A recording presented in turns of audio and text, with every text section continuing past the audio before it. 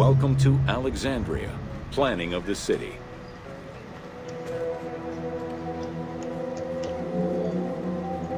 Alexander's plan to build his great city began with a verse from Homer's Odyssey. There is, in front of Egypt, in the sea with many swells, an island called Pharos. Guided by these clues, Alexander the Great founded his future city at the western end of the Nile Delta.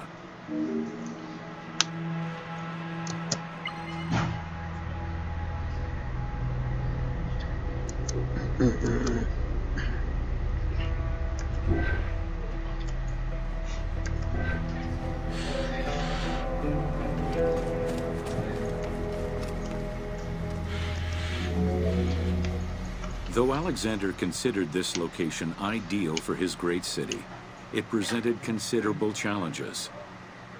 Too difficult to access during storms, the surrounding swamps threatened disease, and the limestone soil prevented the growth of healthy crops. However, due to the influence of his mentor Aristotle, Alexander the Great recognized that the true value was its strategic emplacement. Alexander knew that in controlling Pelusium to the east, Memphis to the south, and his crowning glory Alexandria to the west, he would create a triangular stronghold, allowing him to control the entire delta while giving him access to the Mediterranean.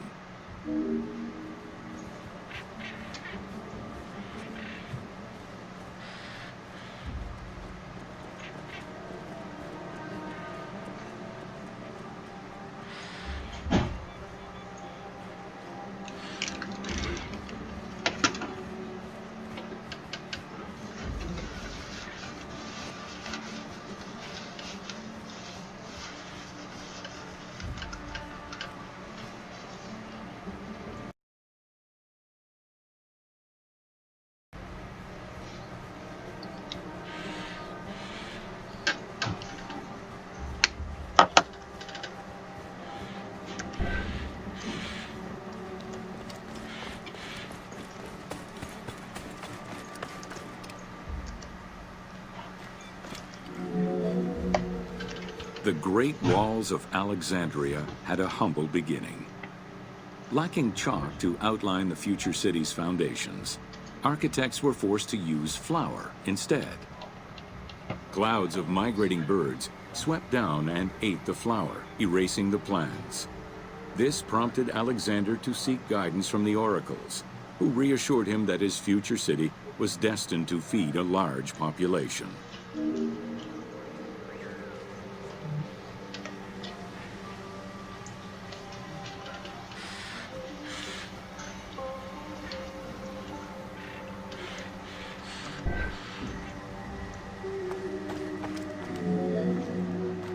Excavations led by Mahmud Bey el-Falaki in the 19th century revealed that the wall enclosure measured approximately 5.2 kilometers in length and 2.2 kilometers in width.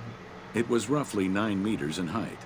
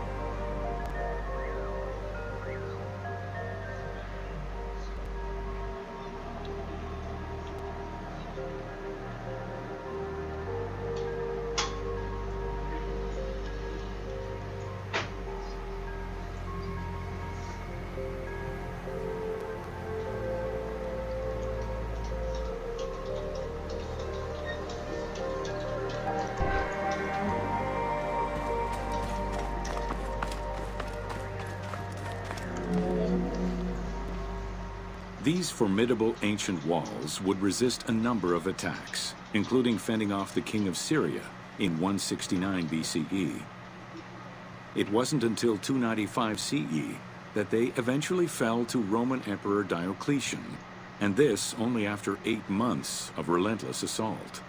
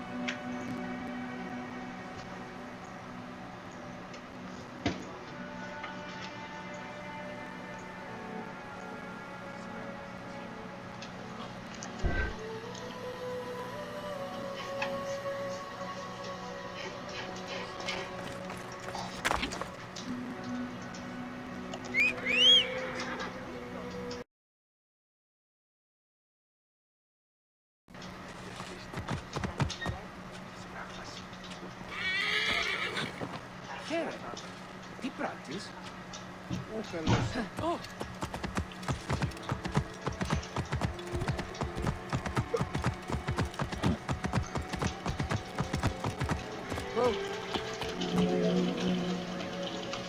Alexandria's principal architect, Dinocrates, chose a Hippodamian grid plan. The grid maximized functionality, with wide, straight roads and canals running beneath them. Alexander recognized the military value of the city's design. The wide, parallel streets gave him optimal surveillance of the city, while allowing the unobstructed flow of troops.